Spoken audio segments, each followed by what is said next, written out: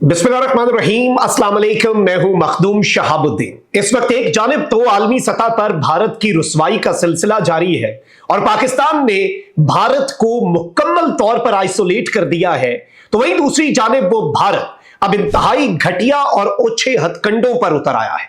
पाकिस्तान में एक जानिब तो जो दहशतगर्दी है उसके पीछे मुकम्मल तौर पर भारतीय खुफिया एजेंसी रॉ है, तो ऑन दी अदर हैंड अब जो सबूत सामने आए हैं और जो क्वाड कॉप्टर्स और ड्रोन्स बीएलए फितनतुल हिंदुस्तान और टीटीपी फितनतुल खवारिज के पास से मिले हैं और जो पाकिस्तान की सिक्योरिटी फोर्सेस ने गिराए हैं, उनके हवाले से जो तफसीलात सामने आई हैं, उन्होंने सबको हिलाकर रख दिया है। और अब भारत की जो इन्वॉल्वमेंट है और भारत की जो बैकिंग है एक फॉरेन टेररिस्ट ऑर्गेनाइजेशन बीएलए की, उसके नाकाबिले तरदीद शवाहिद सामने आ चुके हैं। इस हवाले से कुछ एक्सक्लूसिव डिटेल्स हैं, लेकिन पहले भारत के साथ इस वक्त जो हो रहा है उसके बाद तो यकीन माने मुझे भारत पर और नरेंद्र मोदी पर तरस आ रहा है, क्योंकि इन बेचारों की जो हालत हो चुकी है। आप ये देखें कि अमेरिका की तरफ से जूते खाए, वेस्ट जो है उसने धुतकार दिया, भागे भागे चीन के पास गए, चीन ने भी धुतकार के वापस भेज दिया। अरब ममालिक में पिछले 2-3 दहाइयों की जो नरेंद्र मोदी की और उससे पहले भारत की मेहनत थी कि गल्फ को हम काउंटर कर लें और पाकिस्तान का इंफ्लुएंस वहां पर कम करें, 100 सुनहार की एक लोहार की। पाकिस्तान और सऊदीया की एक म्यूचुअल डिफेंस डील ने भारत का पत्ता अरब ममालिक में से भी काट दिया। दुनिया में 3 ही बड़े ब्लॉक्स हैं, एक वेस्टर्न ब्लॉक है, एक चाइना रशिया का ब्लॉक है और एक अरब ममालिक जो कि बहुत ज्यादा इंफ्लुएंस रखते हैं। पाकिस्तान तीनों में अपना मकाम मर्तबा बेहतरीन अंदाज में आगे लेकर और ऊपर से ऊपर पहुंचाता जा रहा है, तो भारत इन तमाम तर ब्लॉक्स में मार खा रहा है। अब भारत के साथ क्या हुआ है जी, ईरान के अंदर भी देखें नियतों के फल होते हैं। भारत की नियत हमेशा से खराब रही है। ईरान के चाबहार पोर्ट में भारत ने इन्वेस्ट किया। अब भारत ने यहां पर इन्वेस्ट क्यों किया? नियत खराब थी, अपना फायदा करो, ईरान का फायदा करो, किसी को कोई मसला नहीं, सीपेक को काउंटर करना है, अफगानिस्तान तक इंफ्लुएंस बढ़ाना है, ये करना है, वो करना है। अब भारत ने 1.5 से 250 मिलियन डॉलर्स के दरमियान एक इन्वेस्टमेंट की, ईरान के चाबहार पोर्ट का एक टर्मिनल बनाया।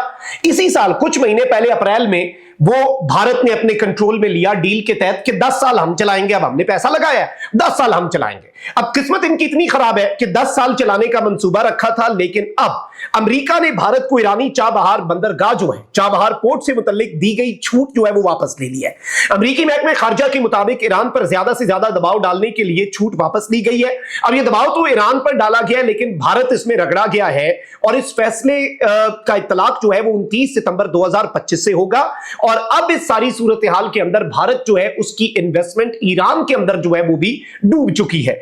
इसके साथ ही साथ नाज़रीन इकराम, H1B वर्कर वीजा है एक, और अमेरिका ने क्या कहा है, अमेरिका ने और ट्रंप ने उस वीजा के लिए $1 लाख पर वीजा फी जो है वो लगा दिया। ये कोई छोटा फिगर नहीं है, $1 लाख।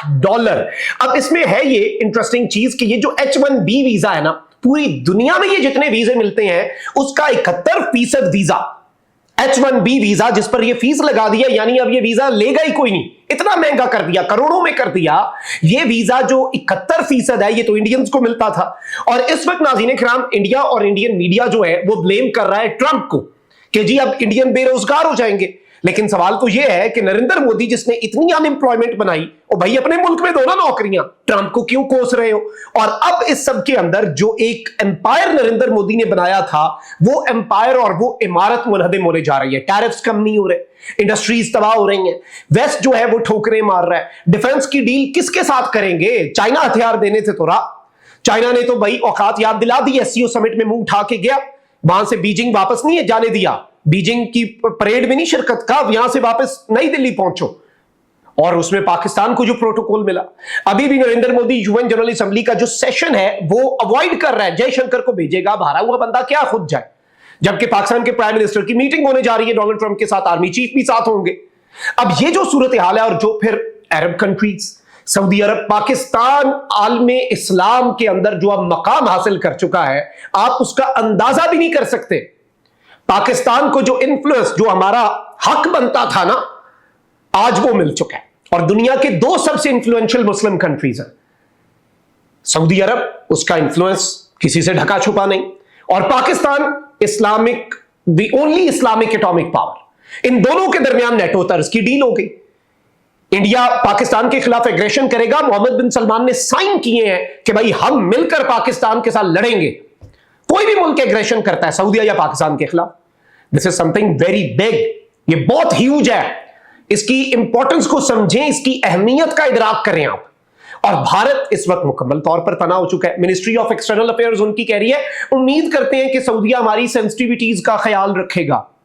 सीधे मुंह इनमें इतनी हिम्मत भी नहीं है कि इसके ऊपर अपना कंसर्न जाहिर कर सकें, इनडायरेक्टली अपनी कंसर्न जाहिर कर रहे हैं। जाहिर बात है पूरी दुनिया में तनाव हो चुके हैं, हारे हुए की इज्जत वैसे कोई नहीं होती, और इस वक्त इन बेचारों की सूरत हाल जो है वो काबिले रहम है, काबिले तरस है।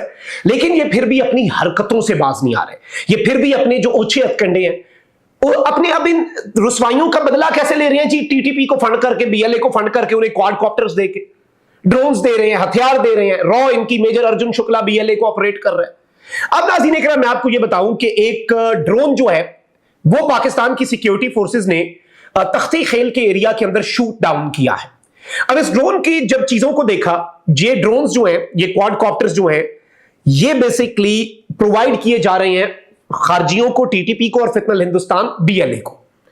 अब इन ड्रोन्स के हवाले से जो हमारे पास इंफॉर्मेशन पहुंची है नाज़रीन इकराम, भारत की एक कंपनी है, उसका नाम है Paras defence and space technologies limited.